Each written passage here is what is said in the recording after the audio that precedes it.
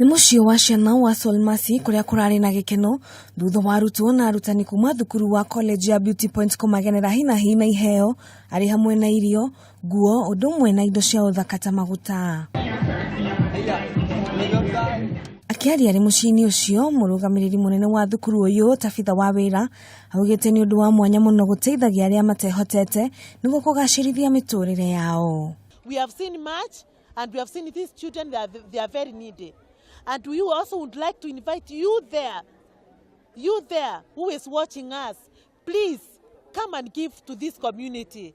It is in Kariobangi South and it is called Solmasi. Come and see Bishop Mary.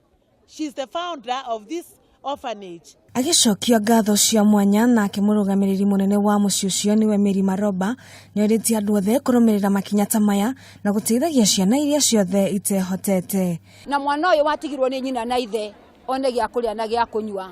Angiona marĩkia thukuru nĩ makoragwo na thĩna wa gĩthomo, no nĩ ndĩracokeria Ngai ngatho nĩ tondũ nĩ njũĩ nĩ megũthoma. Twanyitanĩra andũ a Kenya gũteithia ciana cia ndigwa ona iria cikũrĩa ma street-inĩ itige kũnyarirĩka tondũ mwana nĩ mwana na gũtirĩ mwana waciarĩtwo akanyarirĩka.